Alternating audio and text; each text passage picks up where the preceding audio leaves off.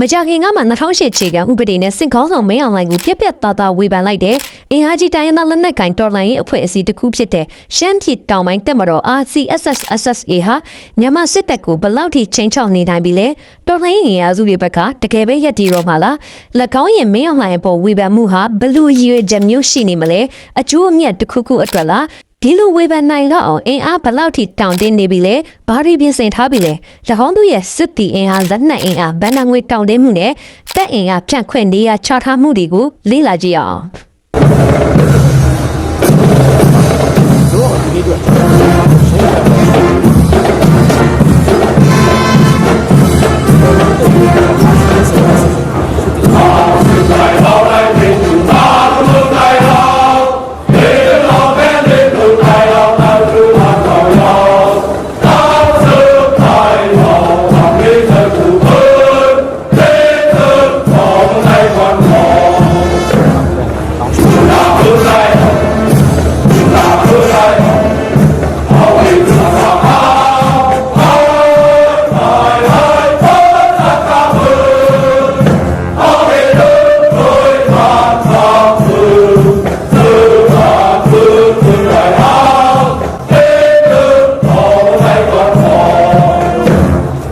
ရှမ်းပြည်ပြည်လဲထူထောင်ရေးကောင်စီ RCSS ရဲ့ခေါင်းဆောင်ဗိုလ်ချုပ်ကြီးရွက်စစ်ကရှမ်းမျိုးသားတွေမှာပြောခဲ့တဲ့မိန့်ခွန်းထဲမှာ2008ဖွဲ့စည်းပုံအခြေခံဥပဒေနဲ့စစ်တပ်ကိုပြင်းပြထန်ထန်ဝေဖန်လိုက်ပါတယ်။ရှမ်းပြည်နယ်အရှေ့ပိုင်းလွယ်တိုင်းမြန်မှာပြီးခဲ့တဲ့ February 9 ရက်နေ့ကကျင်းပခဲ့တဲ့89နှစ်ပြည့်ရှမ်းမျိုးသားနေ့မှာ RCSS ဥက္ကဋ္ဌဗိုလ်ချုပ်ကြီးရွက်စစ်က2008ဖွဲ့စည်းပုံအခြေခံဥပဒေနဲ့စစ်တပ်ကိုပြင်းပြထန်ထန်ဝေဖန်လိုက်ပါတယ်။လက်ရှိစစ်အာဏာသိမ်းမှုက2008ဖွဲ့စည်းပုံကြောင့်ဖြစ်ပြီးစစ်တပ်အနေနဲ့ပြည်သူတွေအပေါ်ဘုံကျဲတိုက်ခိုက်တပ်ဖြတ်မှုတွေနဲ့မငြိမ်မသက်ဖြစ်မှုတွေကလည်း2008အခြေခံဥပဒေမရှိမှပဲတိုင်းပြည်အေးချမ်းမယ်လို့ထည့်ပြောခဲ့ပါတယ်။ဒေါအောင်ဆန်းစုကြည်ဦးဆောင်တဲ့အစိုးရလက်ထက်တုန်းကတိုင်းပြည်ရဲ့ကဏ္ဍတချို့မှာတိုးတက်မှုတွေရှိခဲ့ပေမဲ့အာဏာသိမ်းပြီးနောက်ပိုင်းပြည်သူတွေအထွေထွေအကျက်အတဲနဲ့ကြုံနေရတယ်လို့သူကဆိုပါတယ်။ဒါတွေဟာလူထုဆန္ဒအတိုင်းဖြစ်ရတာမဟုတ်ဘဲလူတဦးရဲ့သဘောဆန္ဒအတိုင်းဆောင်ရွက်မှုကြောင့်လို့ထည့်သွင်းဝေဖန်ခဲ့ပါတယ်။တကယ်တော့ဗိုလ်ချုပ်ကြီးရွက်စစ်ဟာစစ်အာဏာသိမ်းပြီးနောက်ပိုင်းတောက်လျှောက်စစ်တပ်နဲ့ဆက်ဆံရေးကောင်းခဲ့သူဖြစ်ပြီးစစ်တပ်ကျင်းပတဲ့အပြည့်အခက်ရက်စဲရေးသဘောတူစာချုပ် NCA နှစ်ပတ်လည်ပွဲတွေကိုတက်ရောက်ခဲ့သလိုPDF တွေကိုလည်းဝေဖန်ပြောဆိုခဲ့သူဖြစ်ပါတယ်။ဒါပေမဲ့ပြီးခဲ့တဲ့တစ်နှစ်လောက်ကစပြီးစစ်တပ်ကဥဆောင်ကျင်းပတဲ့ငြိမ်းချမ်းရေးဖိုရမ်နဲ့ NCA 10နှစ်ပြည့်ပွဲကိုတက်ရောက်တာမျိုးတော့မရှိပါဘူး။ရှမ်းနိုင်ငံရေးလေ့လာသူဆိုင်းမင်းကတော့ပြည်သူတွေကိုဘုံကျဲတိုက်ခိုက်တာနဲ့လူအခွင့်အရေးချိုးဖောက်မှုတွေကြောင့်အခုလိုခက်ကင်းကင်းနေလာတဲ့သဘောလို့သူကသုံးသပ်ထားပါတယ်။ဒီလိုပြောင်းလဲလာတဲ့အပေါ် RCSS နဲ့နှိစက်သူတယောက်ရဲ့ပြောဆိုချက်ကိုလုံခြုံရေးအရာအတန်အစားထိုးဖတ်ထားပါတယ်စစ်တပ်ဘက်ကမဟုတ်တာတွေလောက်လာတာကိုသူမြင်လာပုံရတယ်။ဒါကြောင့် NCA အစည်းအဝေးလိုပြည်တွင်းအခမ်းအနားတွေသူမတက်တော့ဘူး။နောက်ပိုင်းမှာသူကအင်ဒိုနီးရှားဂျကာတာမှာလုပ်တဲ့အာဆီယံပွဲတွေအထိတက်ပါတယ်။အတိုက်ခံအင်အားစုတွေပါဝင်တဲ့ပူးတွဲညှိနှိုင်းရေးအဖွဲ့ JCB ပွဲတွေလည်းသူတက်ပါတယ်။စစ်တပ်နဲ့ဝေးနေတာအတော်လေးကြာပါပြီ။နှစ်ပေါက်ခဲ့ပြီ။ပြည်တွင်း NCA အစည်းအဝေးတွေကိုသူကနေဆက်ကနေလာကျင်တာကိုစစ်တပ်ဘက်ကပေးမလာအောင်။လေရင်နဲ့ပဲပေးလာကြတဲ့ကသူအစည်းအဝေးတွေလာမတက်တော့ဘူး။သူ့လေတံပြောင်းလာအောင်ကျွန်တော်တို့စီးရုံးခဲ့တာပါ။ NUG ကပုံကိုယ်တွေနဲ့လည်းအဆင်ပြေကြပါတယ်ရှမ်းပြည်တောင်ပိုင်းတပ်မတော် RCSS/SSA ဟာမိုင်းပန်မူးနဲ့မိုင်းတုံလင်းခေမိုင်းဆက်မောက်မယ်နတ်ဆိုင်ရက်ဆော့လေးချကွန်ဟင်းမိုင်းကောင်ဟူပုံစားတဲ့ရှမ်းတောင်ဒေသအတော်များများပြင်ကြောင်မဲနောင်ချူစားတဲ့ရှမ်းမြောက်ဒေသတွေအထိပါလှုပ်ရှားရပါတယ်အတော်ကလေးကိုကျဲပြန့်တဲ့နေမြေဆိုမှုရှိတယ်လို့ဆိုနိုင်ပါတယ်ထိုင်းမြန်မာနယ်စပ်တလျှောက်အဓိကအခြေစိုက်စခန်းကြီး9ခုတည်ဆောက်ထားပြီးဌာနချုပ်ကတော့လိုက်တိုင်းနေရာမှာတည်ထားပြီးစစ်ရုံးချုပ်သင်တန်းကျောင်းနဲ့အကျဉ်းစခန်းများထားရှိပါတယ်တပ်အင်အားဖြန့်ခွဲမှုအနေနဲ့ကတော့ဌာနချုပ်တပ်မဟာတစ်ခုရှမ်းမြောက်နဲ့ရှမ်းတောင်အဆက်ဒေသများ၌လှုပ်ရှားနေသောတပ်မဟာ2ခုရှမ်းပြည်အရှေ့ပိုင်းတပ်မဟာတစ်ခုရှမ်းပြည်တောင်ပိုင်းတပ်မဟာ6ခုအထူးကိစ္စရပ်များအတွက်တပ်မဟာတစ်ခုနဲ့စုစုပေါင်းတပ်မဟာ17ခုဖြန့်ခွဲထားပါတယ် RCSS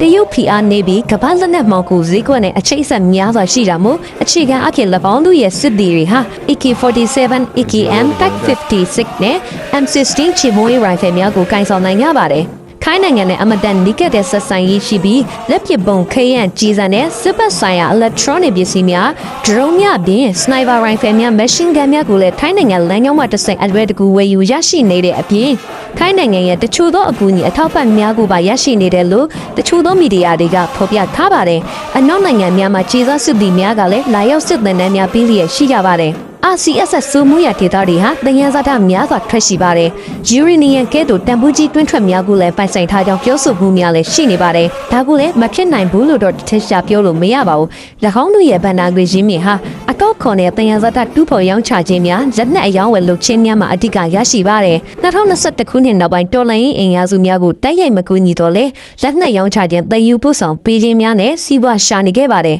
စစ်အင်အားအနေနဲ့ကတော့ RCSS မှာအနုတေစစ်သည်ဂရိကဝတ်စစ်သည်နဲ့ဒေသန္တရကာကွယ်ရေးစစ်သည်ဆိုပြီးသုံးမျိုးသုံးစားရှိပါတယ်အနုတေစစ်သည်ဆိုတာကတော့အချိန်အတိုင်းအတာကာလတစ်ခုထိတောင်းဝထမ်းဆောင်ကြရမယ်အမာခံစစ်သည်များဖြစ်ပြီးဂရိကဝတ်စစ်သည်ကတော့စစ်မှုထမ်းလူအပ်ချိန်မှာအသင်းဆင့်ခေါ်နိုင်တဲ့အရန်တပ်ဖွဲ့ဝင်များဖြစ်ပါတယ်ဒေသကာကွယ်ရေးတပ်ဖွဲ့တွေကတော့ရဲရွာလုံခြုံရေးဒေသများကိုဆောင်ရွက်ကြတဲ့ပြည်သူ့စစ်များဖြစ်ပါတယ်တကောင်းတို့ရဲ့စုပေါင်းအင်အားဟာ1000ခွဲကနေ18000ထိရှိနိုင်ပါတယ် RCSS/SSA ဟာမြန်မာစစ်တပ်နဲ့တာမကပအိုးအမျိုးသားလူမျိုးရေးတပ်ဖွဲ့ PNLA နဲ့၎င်းရှမ်းပြည်မြောက်ပိုင်းတပ်မတော် SSPB/SSAA တို့နဲ့၎င်း TNLA တို့နဲ့ပါတိုက်ပွဲများအပြင်းထန်ဖြစ်ပွားခဲ့ပါတယ် UWSA ဝတပ်ဖွဲ့တွေလည်းတဲမာတဲ့ဆက်ဆံရေးမျိုးရှိနေပါတယ်ပြောရမယ်ဆိုရင်ဒေတာတွင်ဘယ်လက်သက်ကိုင်းနဲ့မှမတည့်ဘူးလို့ပြောလို့ရပါတယ်အဓိကအကြောင်းတရားတွေကတစ်ခုကတော့မြောက်ပိုင်းတပ်ဖွဲ့များထိန်းချုပ်ထားရ BRI project လမ်းမိုင်းဒေတာတွေကိုဝင်ရောက်နေချက်ခွင်လာတာကြောင့်ပါတခြားသောရှမ်းလူမျိုးကြီးဝါဒဆွဲကိုင်မှုစတဲ့လူမျိုးရေးအကြောင်းတရားများစွာလည်းရှိနေပါသေးတယ်RCSS မှာဗဟိုအမှုဆောင်ကော်မတီဗဟိုဦးစီးကော်မတီနဲ့ဗဟိုကော်မတီဆိုပြီးကော်မတီ3ရက်ရှိပြီးဗဟိုအမှုဆောင်ကော်မတီကတော့အငြင်းစိုးအာဏာပိုင်အဖွဲ့အစည်းတစ်ခုဖြစ်ပါတယ်အဖွဲ့ဝင်17ဦးနဲ့ဖွဲ့စည်းထားပါတယ်ကော်မတီများအောက်မှာအကြံပေးအဖွဲ့ရေးရဌာနများဖွဲ့စည်းကဌာနလိုက်ကဏ္ဍအသီးသီးကိုတာဝန်ယူအုပ်ချုပ်ကြပါတယ်ရရှိအချိန်မှာဗိုလ်ချုပ်ကြီးရွက်စစ်က RCSS ရဲ့ဥက္ကဋ္ဌရာထူးကို၎င်းဒုတိယဗိုလ်ချုပ်ကြီးစိုင်းရီကဒုတိယဥက္ကဋ္ဌ1ရာထူးကို၎င်းဗိုလ်ချုပ်ခင်ငုံကဒုတိယဥက္ကဋ္ဌ2နဲ့ကာဝေးဦးစီးချုပ်ရာတဘူး၎င်းဗိုလ်မှူးကြီးဆိုင်းငုံကအတွင်းရေးမှူး1ရာတဘူး၎င်းဗိုလ်မှူးခန်းဆန်းကအတွင်းရေးမှူး2ရာတဘူး၎င်းအသီးသီးတာဝန်ယူထားကြပါတယ် RCSS ဟာ2021ခုနှစ်အာဏာသိမ်းပြီးနောက်ပိုင်းမှာ PDF ရဘုံဝေဖန်မှုများလုပ်ခဲ့ပြီးစခတ်ဆနဲ့နီးကပ်တဲ့ဆက်ဆံရေးမျိုးရှိနေကြရကနေတစ်ဖက်ကလည်းအင်အားများကိုစုဆောင်းတာပြင်ဆင်နေခဲ့ပါတယ်ယခုအခါစစ်ကော်မရှင်တက်ကူပါမက2008အခြေခံဥပဒေကိုပါပြင်းပြင်းထန်ထန်ဝေဖန်လာခဲ့တာပါ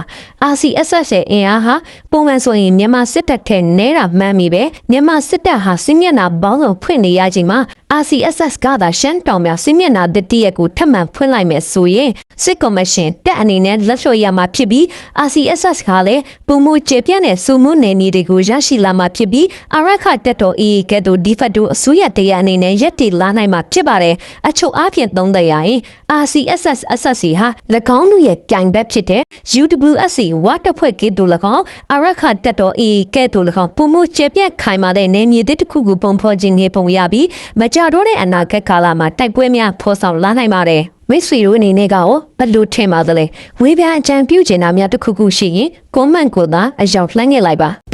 အဆုံးဒီနောက်ဆင်ပေးခဲ့တဲ့အတွက်ကျေးဇူးတင်ပါတယ်ဘနာကလစ်ခါပါအရေးတော်ပုံအောင်ရမည်